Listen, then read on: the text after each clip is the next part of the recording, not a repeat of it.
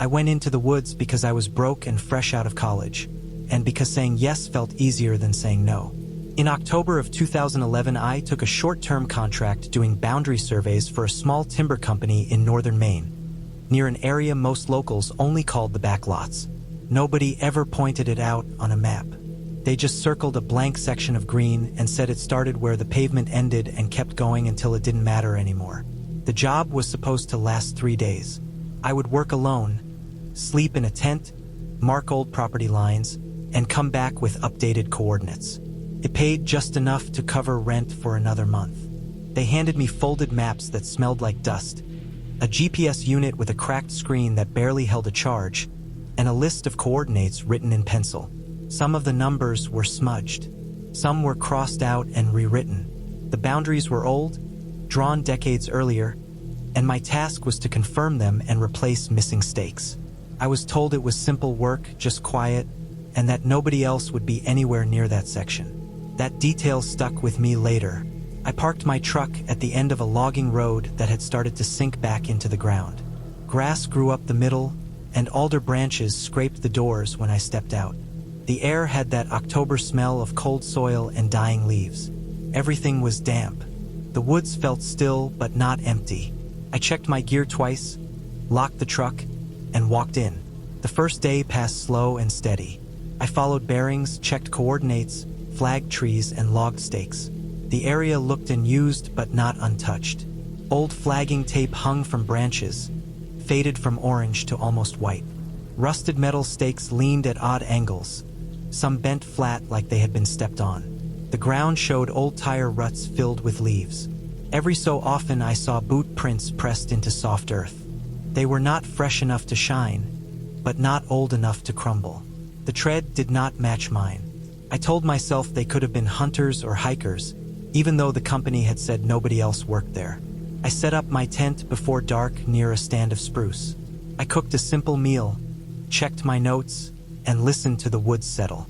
No voices carried, no engines, just wind and branches and the distant call of something moving through brush. I slept lightly and woke with the feeling that time had passed faster than it should have. The second day started colder. Frost clung to fallen leaves, making the ground slick.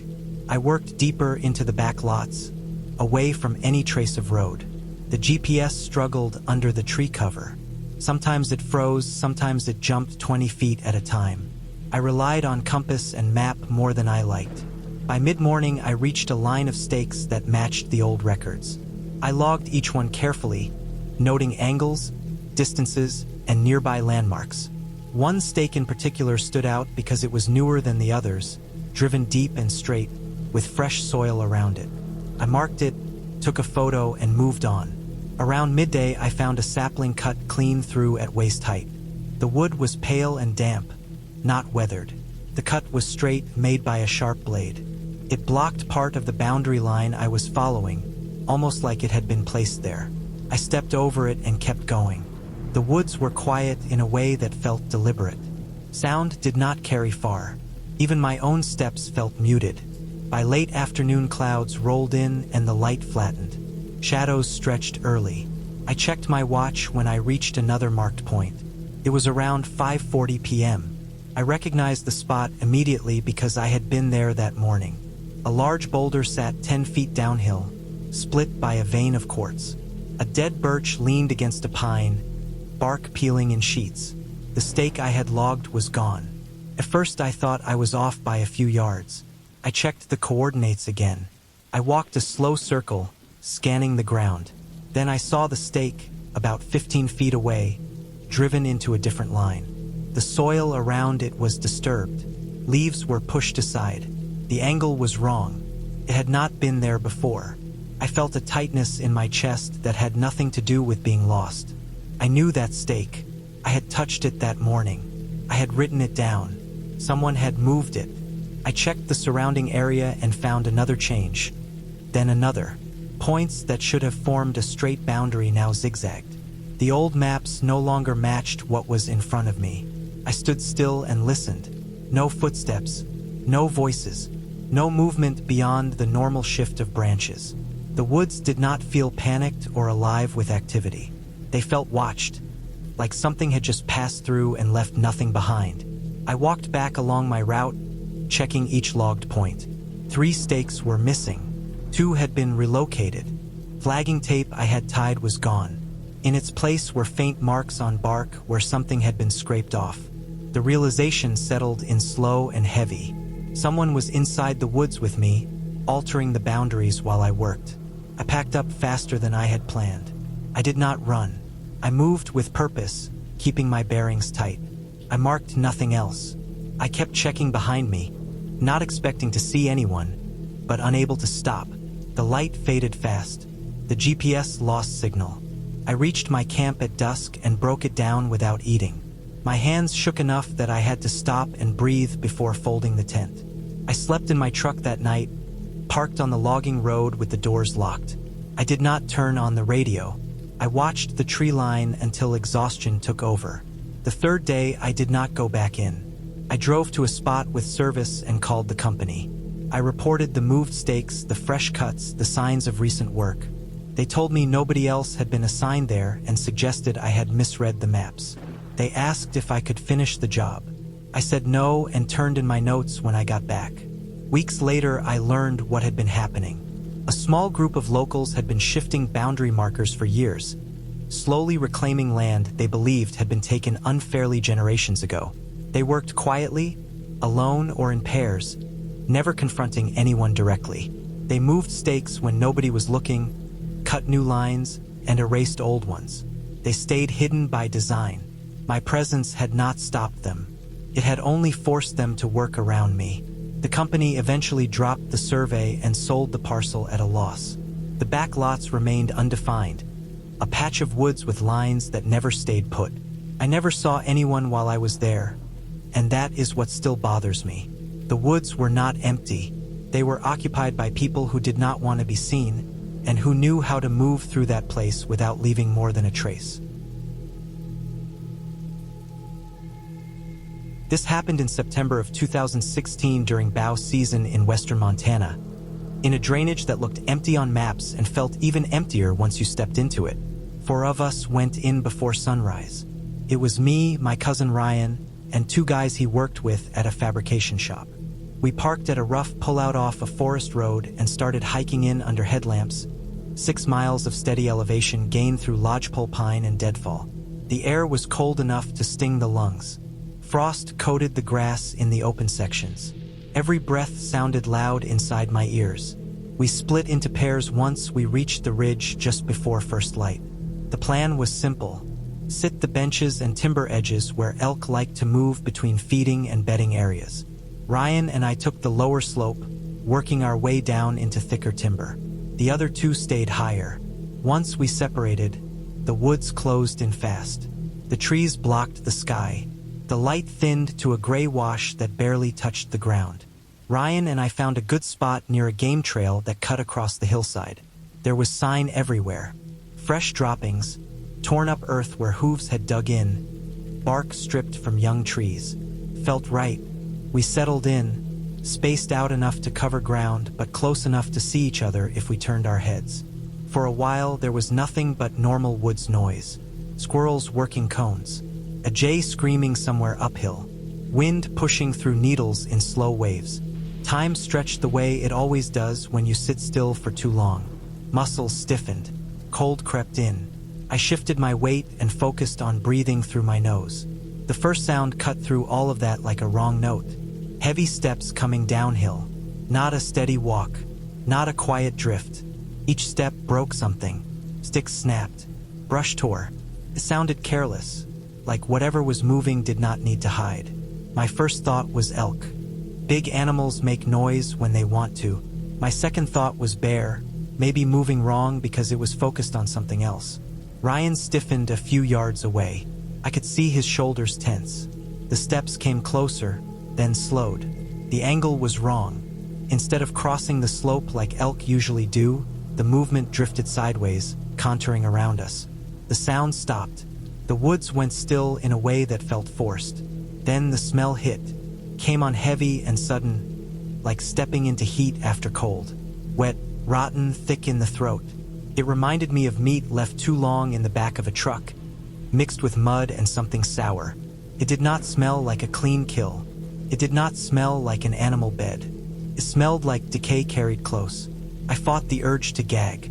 I kept my eyes moving, scanning through trunks and branches, trying to see shape or color that did not belong.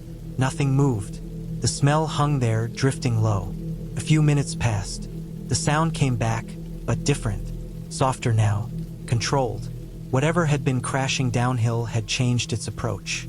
It moved in a wide arc, always just out of sight, stepping where the ground was bare, avoiding brush. The contrast was wrong. Animals do not switch like that, not without reason. My heart rate climbed. I could feel it in my neck. I checked the wind. It was dead. No breeze. The smell did not shift. It stayed close. Ryan raised his bow. The faint scrape of arrow against rest sounded loud to me, even though it was barely anything. The effect was immediate. The woods shut down completely. No steps, no brush, no birds. Even the jays went quiet. Felt like the sound had been swallowed. We waited longer than felt safe. Muscles burned from holding still. The smell faded slowly, thinning until it was just a memory at the back of my nose. I never saw movement. I never heard anything leave. We climbed down from our stands early. The decision felt mutual without needing to be stated. We moved slow at first, then faster, staying close, scanning behind and ahead. Every snapped twig made my shoulders tighten. The trail out followed the creek for a while, then climbed through mixed timber and open cuts. About halfway back, we found the tracks. They crossed the trail at an angle, pressed into damp soil near the water. At first glance, they looked wrong in a way that made my stomach drop. Too long for hooves, too narrow for bear. The impressions were uneven, like weight had shifted mid-step. The stride was long, longer than mine. The edges were soft, as if the ground had been stepped on hard, then twisted. I crouched to look closer. There was no clear claw mark, no split, just a stretched oval with a dragged heel. The pattern continued across the trail and disappeared into rocks on the far side. The smell came back faintly, just enough to confirm it was tied to the tracks. We did not follow them. We reached the truck without seeing anyone. The other two were already there, quiet, faces tight. Nobody had tagged anything. Nobody wanted to talk about what they had heard or smelled. We loaded gear and drove out without stopping. Later, after the season ended, I tried to make sense of it. The area had a history that did not show up in hunting reports. A few miles deeper in were old illegal dump sites where people had dragged carcasses and trash for years. There had been reports of a man living rough back there for a long time, moving camps, surviving off roadkill and stolen meat, avoiding towns and people. Someone who knew the terrain and did not want to be found. The smell fit, the movement fit, the way it circled, tested, then went silent when it realized it had been noticed fit too well. The tracks matched a heavy human stride in soft ground, distorted by boots worn down past normal shape. None of us hunted that drainage again, not because of fear of the unknown, but because we understood exactly what had been there with us. A person who had been watching, close enough to smell, and skilled enough to stay hidden. That knowledge settled deeper than any animal encounter ever had, and it stayed with me long after the season ended. I went hiking to clear my head after my divorce in May of 2019. I had just moved out of the house we shared and into a small rental with borrowed furniture and boxes I still hadn't unpacked. Every quiet moment turned into noise in my head, so I drove until the pavement narrowed and the radio lost signal. Somewhere in Appalachia, though I couldn't tell you exactly where now. I didn't tell anyone where I was going. That felt important at the time, like the point of leaving. I parked at a gravel pull-off near a trailhead that looked official enough. There was a wooden post with a faded marker. No map board, no recent notices. The forest around it was thick with early spring growth. Leaves were halfway out, soft and pale. The air was damp and cool. I checked my phone, saw one bar, and put it back in my pocket. The main trail was clear and wide, packed dirt with stones pressed smooth from use. I followed it for maybe 40 minutes, letting the steady rhythm of walking settle my breathing. The woods felt normal. Birds called from the canopy. Insects buzzed low over the ground. Wind moved through branches in uneven waves. That was when I saw the side trail. Cut off to the left, narrow but obvious, like it had been walked enough to stay open. No sign marked it. No blaze pointed the way. It wasn't on all trails when I checked earlier, and it wasn't on the printed map I had folded in my pack. I stood there longer than necessary, looking at the ground where the two paths split. The dirt on the side trail was packed too, not loose or overgrown. Someone had been using it. Someone had cared enough to keep it from disappearing. I turned onto it without thinking too hard about why. The trail wound downhill, then leveled out. It stayed just wide enough for one person. Branches brushed my shoulders in places. The forest closed in, thicker than the main path, with older trees spaced closer together. The light shifted. It dimmed without actually getting darker, like the sun had moved behind a thin veil. After a while, I noticed how quiet it was. Not sudden silence, not dramatic. Just less sound than there should have been. No buzzing. No birds calling back and forth. The wind died down until I could hear my own breathing and the soft crunch of my boots. Each step sounded louder than the last. I told myself it was normal. Trails dip into pockets like that. Sound gets swallowed by terrain. Then I saw the marks on the trees. They were shallow vertical cuts, 3 or 4 inches long, carved into trunks at about chest height. Not deep enough to be old blazes. Not wide enough for trail markers. The edges were clean, the wood inside pale. Some cuts were darker, older. Others looked recent. They showed up every so often, not on every tree, but often enough to notice once I saw the pattern. They weren't random. They lined the trail. I stopped and touched one. The wood felt dry. No sap. No rough tearing like an animal scrape. It looked intentional, careful. I kept walking. Time stretched. My watch said 2 hours had passed since I left the main trail, but it didn't feel that long. The ground stayed level. The forest didn't change much. Same mix of hardwoods and pine. Same dim light. The quiet pressed in more with each step. Then the trail ended. Not gradually, not fading out. It stopped at the edge of a clearing about the size of a small field. The grass there was flattened in wide patches, pressed down in overlapping ovals. No fire pit, no stones, no trash, no sign of camping gear, just grass bent and matted like something heavy had rested there more than once. I stepped into the clearing and felt exposed right away. The trees stood back from the edge, forming a loose ring. The quiet felt heavier there, thicker. I stood still and listened until my ears strained. Nothing. I turned around. The trail was gone. Not hidden, not hard to find. Gone. The edge of the clearing behind me was unbroken brush and trees. No narrow path, no packed dirt, just leaves and undergrowth like the forest had never been disturbed. I walked the perimeter slowly, scanning the ground. I looked for my boot prints. They ended at the clearing edge. Beyond that, the ground was untouched. My chest tightened in a way I recognized from panic but tried to control. Trails don't disappear. Even faint ones leave something behind. A change in vegetation. A line of trampled leaves. There was nothing. I picked a direction and walked into the trees, trying to backtrack by memory. I counted steps. I watched the slope. I looked for the cut marks on trunks. They weren't there. The forest felt different away from the clearing. Louder, but in a wrong way. My footsteps sounded flat. The air felt warmer. I walked until my legs burned, then stopped and checked my phone. No signal. The screen dimmed faster than it should have. I changed direction. Then again. I tried to stay calm, but the quiet from earlier was gone, replaced by a dull pressure that made it hard to focus. I kept moving. Standing still felt worse. The light shifted toward evening without me noticing when it happened. Shadows stretched longer between trees. The forest floor darkened. My breathing grew ragged. I stumbled once and scraped my hand on a rock, the pain sharp and grounding. Eventually the ground began to slope upward. I followed it, hoping elevation would lead somewhere open. My legs shook with fatigue. My throat felt dry. When I finally heard the faint sound of tires on gravel, it felt unreal. I broke through a line of brush and stepped onto a narrow service road. It was old but used, with fresh tire tracks pressed into the dirt. I stood there until my legs stopped trembling. I walked the road until I reached a marked trailhead almost a mile down.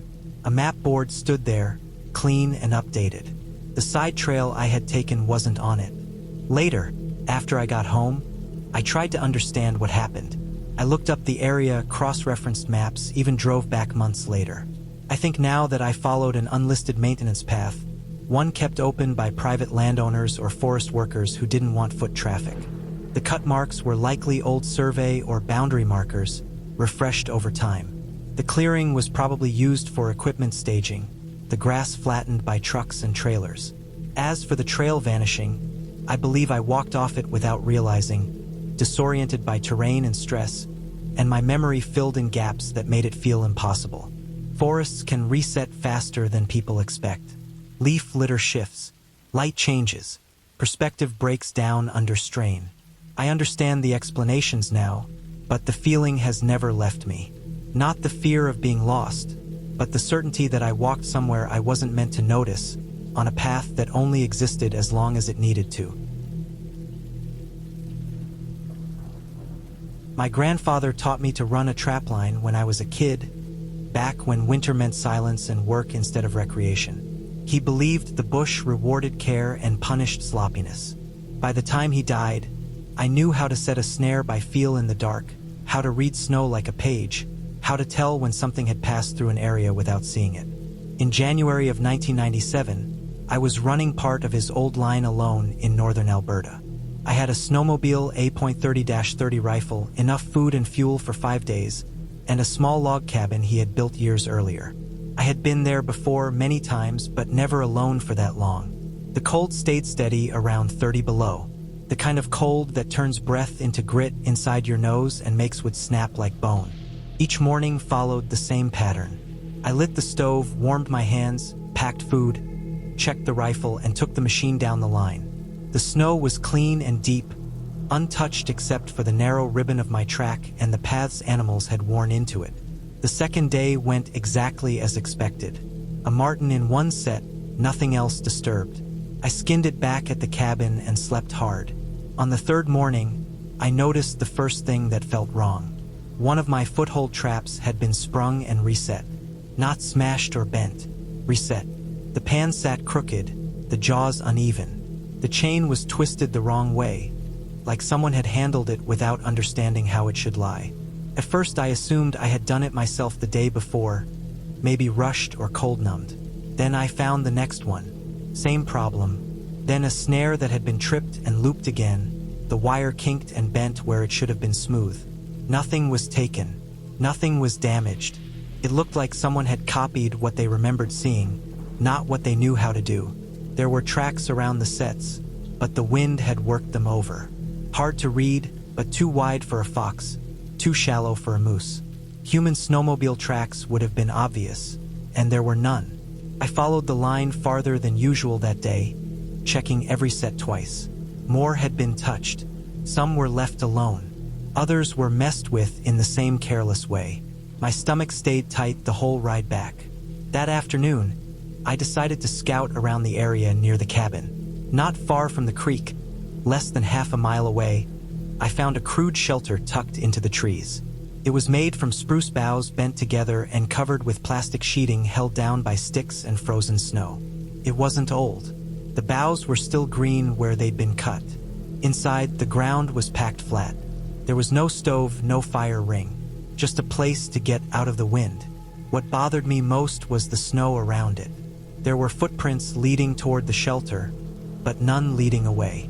They came from the direction of my trapline and ended there, like the person had stepped inside and vanished.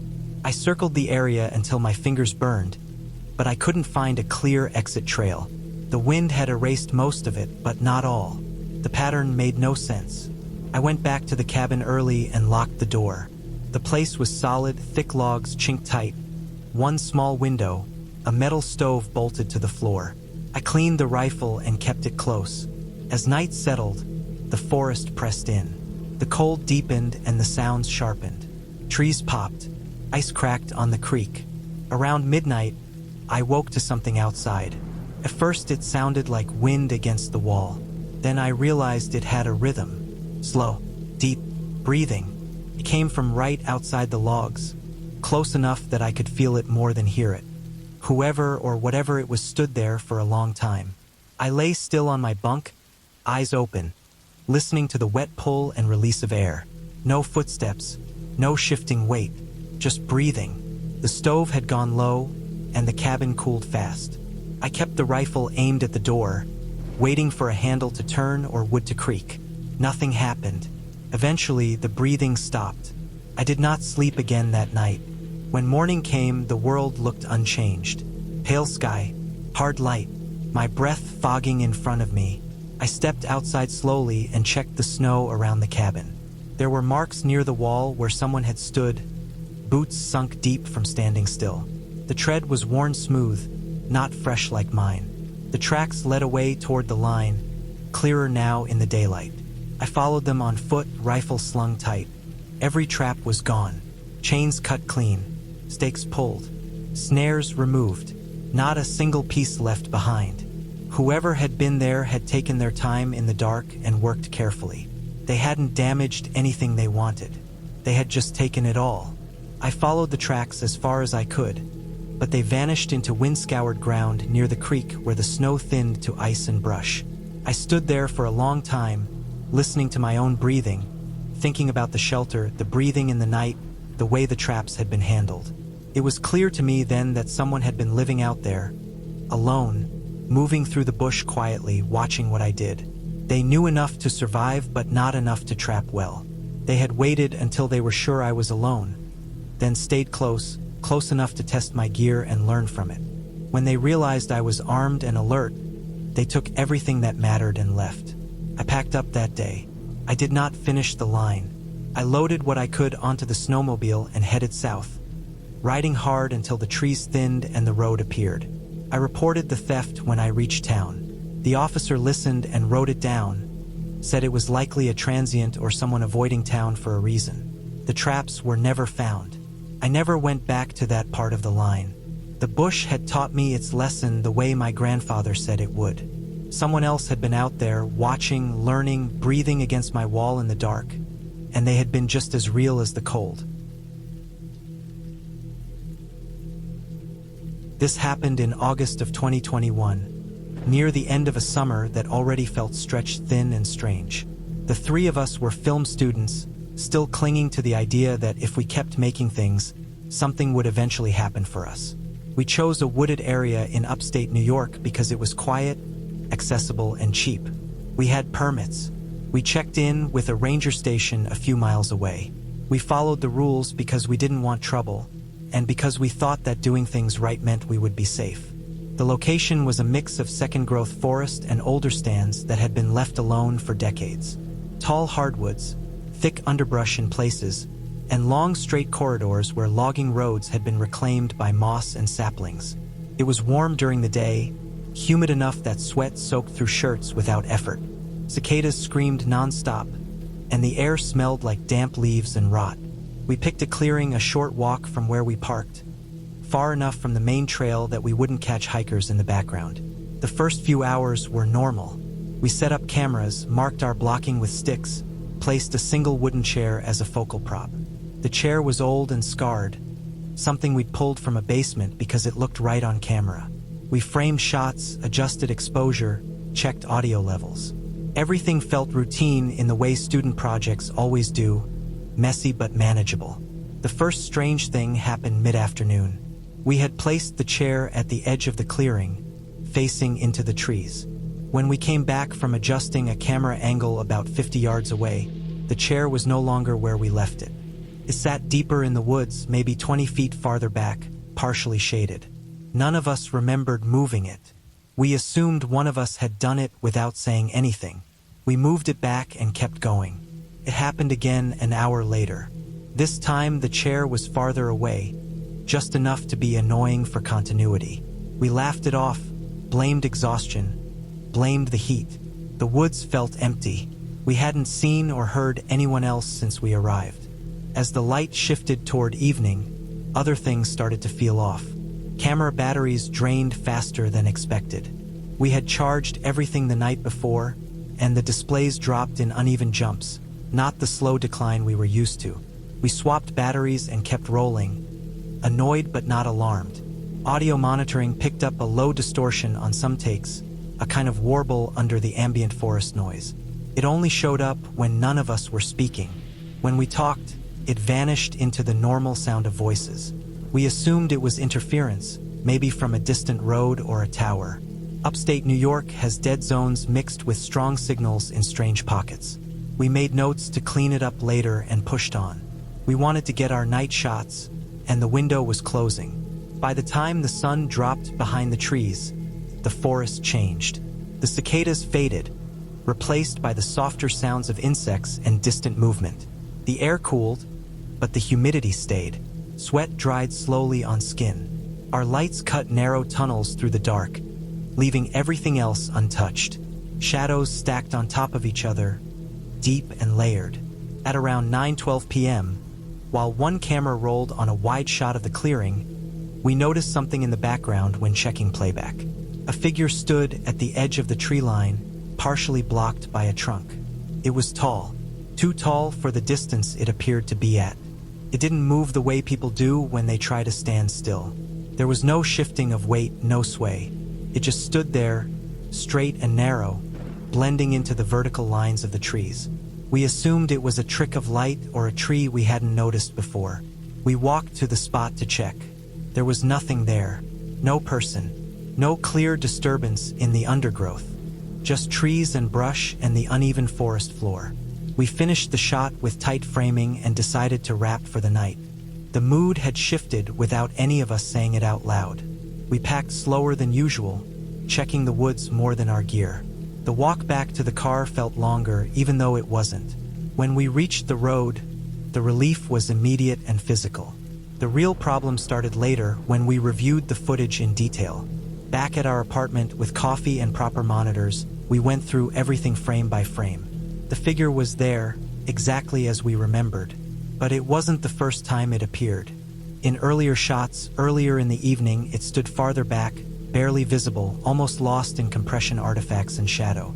In each later shot, it was closer, not by much, a few feet at a time. Enough that once you saw it, you couldn't unsee the pattern. The audio distortion lined up with those moments. Whenever the figure was present in frame, the background sound carried that low, uneven interference. When it wasn't there, the audio was clean. The battery drain spikes matched those timestamps too. Sudden drops during takes that included the background area where the figure stood. We went back through our metadata. Times, battery serial numbers. Nothing explained it cleanly. The cameras had not malfunctioned in testing. The batteries were not old. The distortion did not match any known issue with our equipment. We did some research. We learned about illegal radio setups used in remote areas, about people who live off-grid and don't want attention. Signal interference can cause audio issues and power drain in nearby electronics. A tall figure at a distance can look wrong on camera when depth cues are limited, especially at night. Someone standing still for a long time can learn how to do it. Someone watching can move props when you are distracted, especially in a place where sound carries poorly. The chair made sense then. Someone had been there before us or was still there using the clearing. We had walked into a space that belonged to someone who did not want to be seen, but wanted us to know we were being watched. The figure never approached while we were looking. It only appeared when our attention was on the lens, when our backs were turned. We never went back. We reported nothing because there was nothing solid to report. No threat, no crime, no proof that would matter. We archived the footage and labeled it incomplete. The film was never released, not because it was cursed or dangerous, but because every time we tried to cut it, the memory of that figure crept back in. Knowing someone had been that close, adjusting our space, standing just outside our light was enough. I still think about the precision of it, the patience required, the choice to be seen only through our own cameras. Whoever it was knew exactly how far to go and no farther. They didn't chase us. They didn't confront us. They let us leave with questions instead of answers, and that was the part that stayed with me.